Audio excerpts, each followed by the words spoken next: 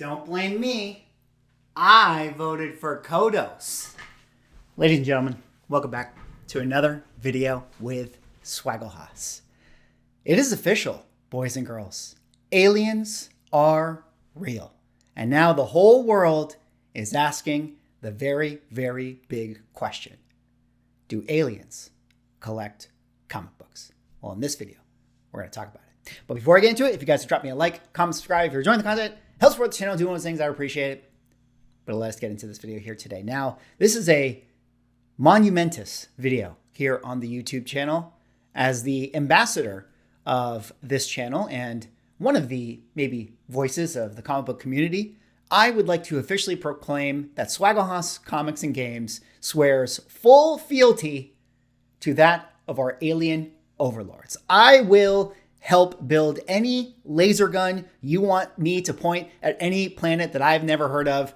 Happily do it with a smile on my face. Now, Swagglehoss, what are you talking about here? This is a comic book YouTube channel. Why are you talking about aliens? Well, person who doesn't spend a lot of time digging into the deep corners of the internet, let me catch you up on some of the news that is out there. Yes, that is right. A big article came out just the other day on the debrief. Now, you're probably thinking, Swag, the debrief, what is this? What is the debrief? Is this some conspiracy website? No. This is actually official news broken by reporters that are some of the top, most credible reporters in the alien UFO space. And they came out with this headline: intelligence officials say U.S. has retrieved craft of non-human origin.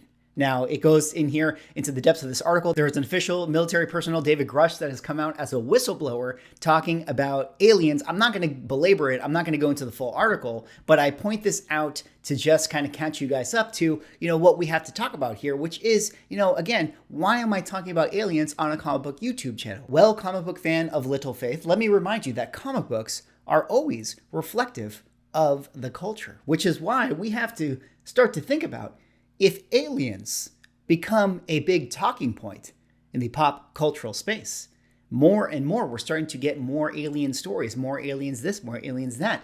It begs the question, will sci-fi covers and alien books start to pop off in the market? Ooh, very interesting. So let's kind of dive into this story and talk about some of the golden age of science fiction covers. Now, let me give a quick little history lesson here. It was back in 1947 that we got the Roswell, New Mexico incident, and that kicked off a huge cultural push into the science fiction and golden age of sort of UFO stories in the late 1940s and early 1950s, kind of culminating in one of the pinnacle science fiction movies of the day the Earth stood still. Now, you guys can really see this. This is one of the interesting and fun things about the Golden Age, is when you go back and look at the comic books, you can see how the things and the tides have changed over the years, where back in the early 40s, a series like Startling Comics was all about, superheroes and things like that. Eventually, you would get into the World War II time. You'd see, superheroes battling Nazis and things of that nature. And then eventually, when you get to the Roswell incident,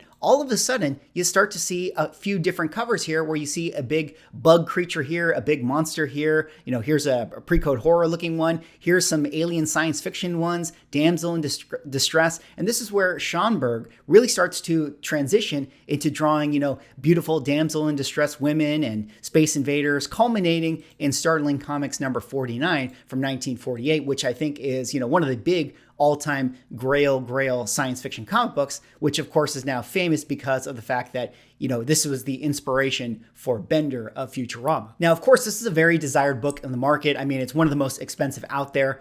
Even at the low grade here, you can see a 2.0 selling in the last 90 days, basically at that $8,000 range. So not an easy book to get in the club for. Very rare as well. Only 123 universal copies on the census. But it's a lot of these startling covers that are very desired by comic book collectors because of the cover art with Schomburg. I mean, you have a lot of, kind of good stuff going on here. You have a sci-fi cover, you got a bondage thing, you got a sort of a good girl art kind of thing going on. And this is where I think it's really interesting and where I kind of want to transition the conversation to this idea of the science fiction covers. We all know that pre-code horror has been a very, very big, subset of comic book collecting. Usually around Halloween, it gets very, very hot. Of course, pre-code horror, because of the census, is always going to be desired. There's always going to be classic covers. But the science fiction stuff has always been kind of the, second in line, or slightly less popular than that of the horror stuff, save for, the Schomburg stuff that I pointed out to you guys just now, and then also a couple of Frazetta covers that I will talk about very, very soon. But this book right here is one of the first issues of the Weird Science EC run, which of course, Tales from the Crypt, Vault of Horror, Haunt of Fear. Those are typically the more popular titles in the EC comic book publishing line. But then you also have the Weird Science and the Weird Fantasy. And I actually think that it's really interesting that if aliens become a huge pop cultural phenomenon within our space, I think it's very, very likely that we will see a surge into some of the science fiction books. This one right here is one that I talked about in a video I did with Como Comic Books, where we were talking about how, this is one of the all-time classic, government conspiracy, UFO covers, an Al Feldstein one, just a lot of fun. Now, not necessarily a cover that I think is going to take you to the moon, both figuratively and literally, being that we're talking about aliens. Get it? But I do think that this one is very, very interesting and could be a popular one to sort of represent where we are going. Now, there are some other covers in this title and the Weird Fantasy one that I think are interesting to point out. This one right here, Weird Science number 19. Now, this one has been sort of popular because it dives into that pre-code horror vibe where you see, the astronaut out here in space kind of looking like a decrepit monster. This one right here is a Wally Wood cover. And that's something to kind of think about, if you're somebody who's like, into this science fiction stuff and you want to kind of spec on this stuff, you really have to think to yourself, okay, what are the aesthetics of the cover that are going to make comic book collectors desire this in the future? If we're thinking gruesomeness, or we're thinking about hot girls or bondage or things like that. Those are the things that typically stand out. And then on top of that, what are the other factors that, play a role in people wanting this stuff? And that really has to do with who the cover artist is. Now, Al Feldstein in particular is, of course, a great artist, one of my favorites, but I wouldn't necessarily put him at the level of someone like a Wally Wood or a Frank Frazetta or a Schomburg, those types of artists that, typically comic book collectors favor more. So a Weird Science, 19 is an interesting book to me for that reason. And similarly, you get to the later run, Weird Science 20 and 21 and things like that, where you have a couple of good factors going into a book like this, where this is a Wally Wood cover, B, it has some science fiction vibes to it, and then C, it has, a bunch of pretty ladies on the cover, which frankly, as we've discussed in some of my other videos, comic book collectors cannot help themselves when it comes to pretty ladies. And so we're thinking to ourselves, if the aliens are actually here and aliens become a big deal, I really do think that that's going to have a profound effect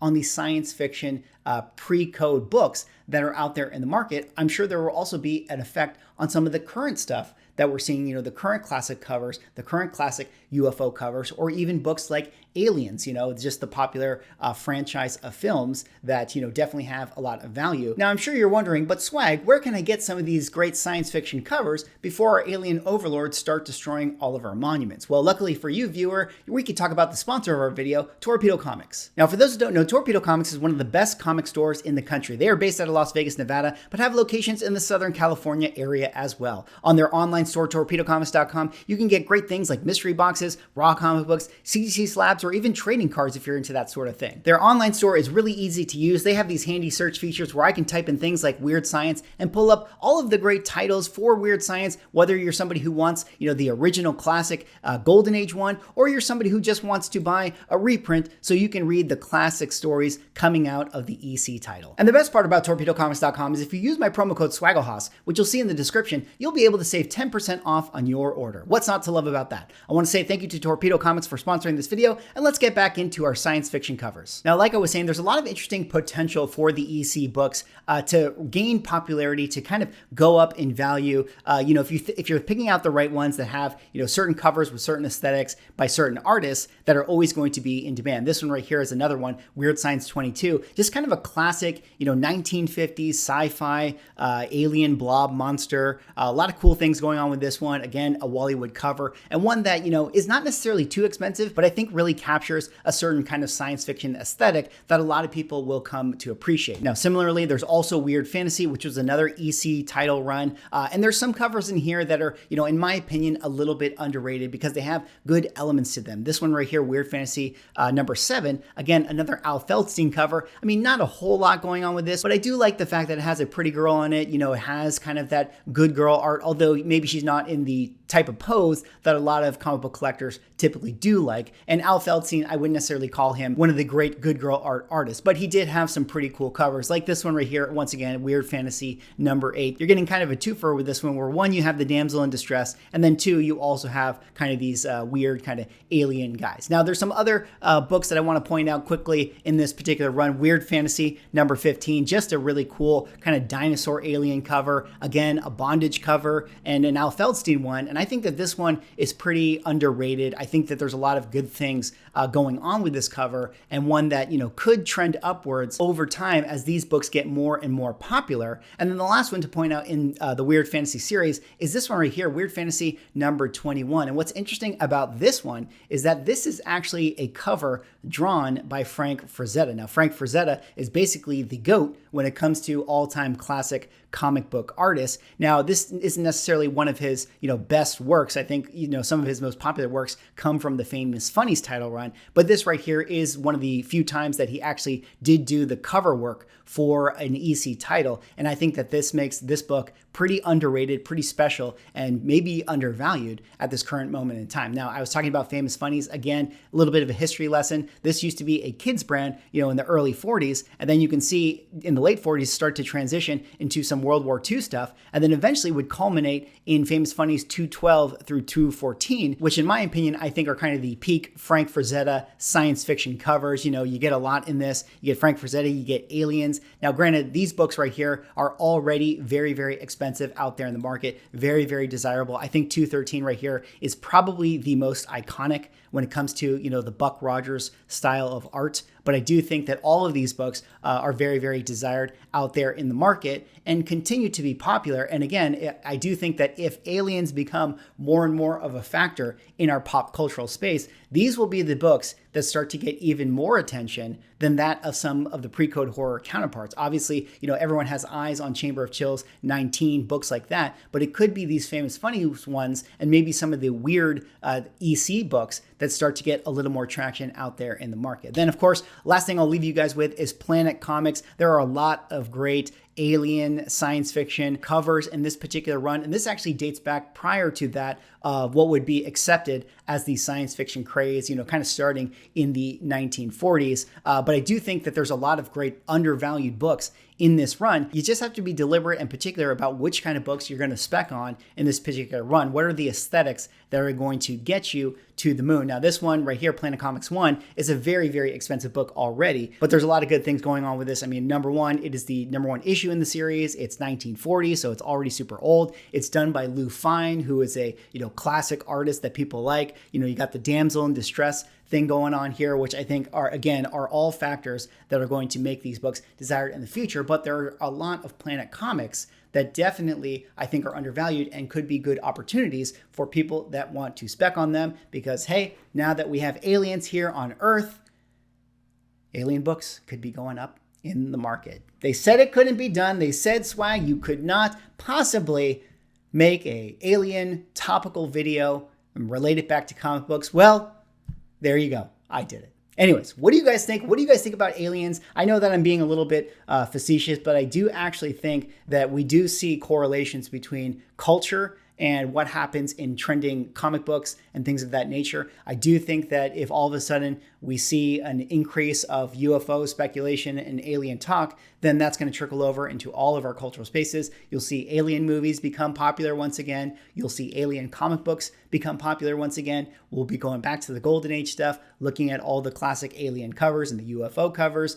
There will be new covers out there, which actually there were quite a few recent alien books from the modern age that got a little bit hot, in the wake of some of this recent news. So I do think that that is something to keep your eye on. Anyways, that's all I got for this video. Let me know what you guys think. Drop me a like, comment, subscribe if you're enjoying the content. I'll see you all in the next video.